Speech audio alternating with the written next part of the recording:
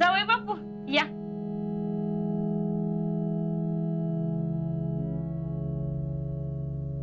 नाही, अजिंक्यच ठीक आहे. तुमची पण सोन्या नाण्याची खरेदी झाली वाटतं. वय थांबा, शितलीसाठी आम्ही काय काय केलं ते दाखवते. हे बघा,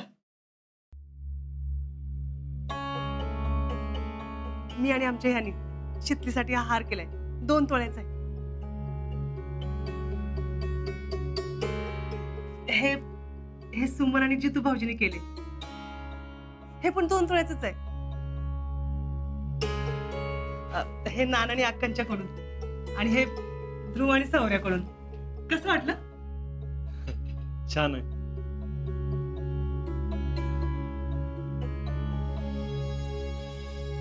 काय आपण खाली जाऊया. अहो कामाचा ढीक पडलाय खाली.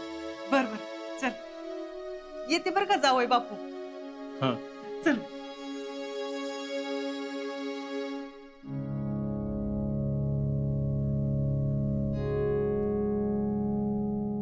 शितले, तुझ्या दागिन्यामध्ये लय सुंदर दिसतेस. थँक्यू. खरं तर मी तुला थँक्यू म्हणायला पाहिजे. का? माझी चॉईस लईच करेक्ट आहे हे तू परत एकदा दाखवून दिलंस म्हणून. म्हणजे काल जे काय झालं ना त्याबद्दल मला तुझं लय अभिमान आहे. का? काल मी तुझ्याशी बोललो नाही. पण काल तू जे काय वागलीस ना एकदम बरोबर वागलीस. आणि बघ, आपण कुणावर अन्याय करायचं नाही आणि अन्याय होत असेल तर तो सहन बी करायचा नाही. खरं शितले, तू केलंस ते योग्य होतं. शितले,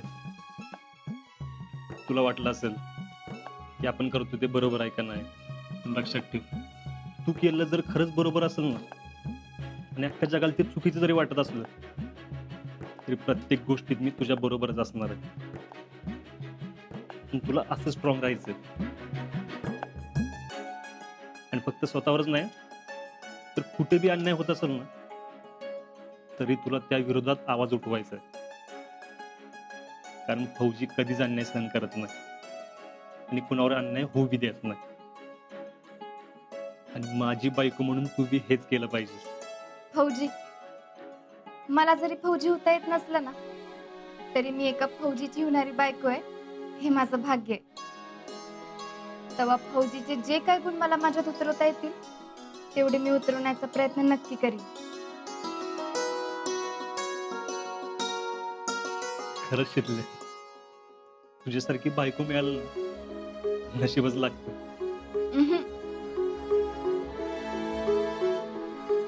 खरं तर फौजी नवरा मिळायला नशीब लागते.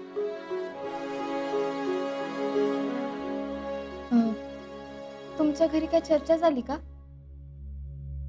वय सगळीच टेन्शन मध्ये होती. पण मामी जरा चिडली होती. का? हेच भैयाची गावात वट आहे. आमच्या घरी बी हेच चाललं होतं. म्हणत होते त्या भैयाबर अशी का वागलीस म्हणून. पण त्याची गावात वट असू दे नाहीतर काय बी असू दे, मी नाही भीत कुणाला. आणि मला तुला बी नाही घाबरत. करेक्ट. आणि बिनकामाचं घाबरायचं पण नाही कोणाला. बरं असू दे. दागिनं कुठे आहे? दाखव की.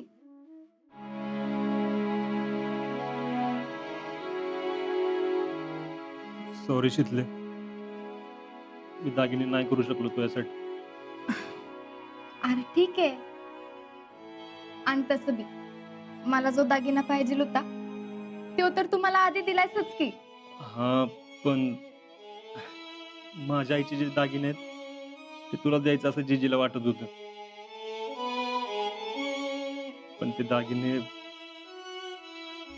काय झालं? मामीने ते दागिने जयडीला दिले.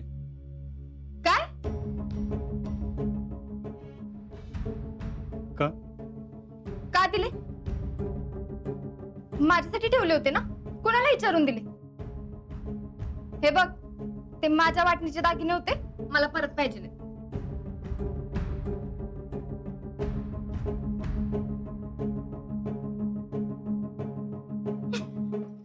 काय फौजी नाराज होताय? चेष्टा करत होते. मला काय बी नको. आणि तसं बी तुझ्या बरोबर असेल तर खुशच असेल. तू दागिना दाखवायला आला होतास का नाही? दाखव की मग. हा,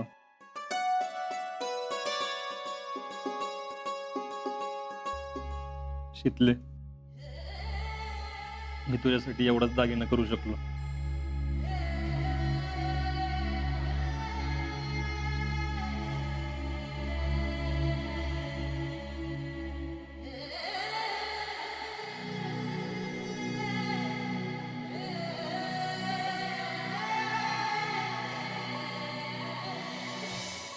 हम्म, किती ग्रामचं आहे?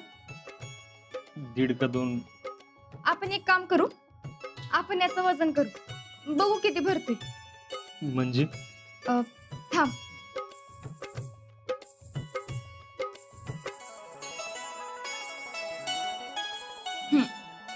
शीतले, खरंच सॉरी. मी तुमच्या एवढं दागिने नाही करू शकलो. ग बस. बर, मला आता सांग, यापैकी कशाचं वजन जास्त आहे?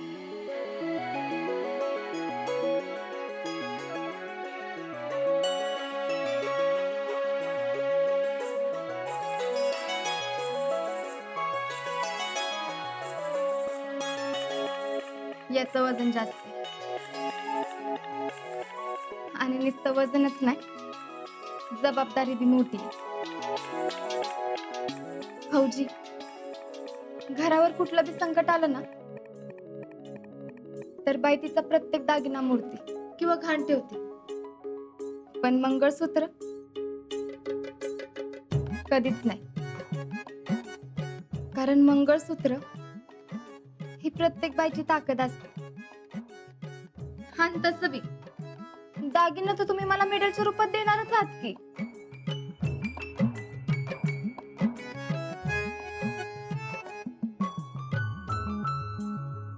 मस्त आहे मंगळसूत्र. कुणाची चॉईस आहे? माझी. वा फौजी, तुम्ही जर मला नेला असतं ना चॉईसला तरी बी मी हेच घेतलं असतं. एवढी काय झाली मंगळसूत्र घालायची? हे तर मी तुला सगळ्यांच्या साक्षीने घालणारच आहे की. Sorry sorry sorry sorry.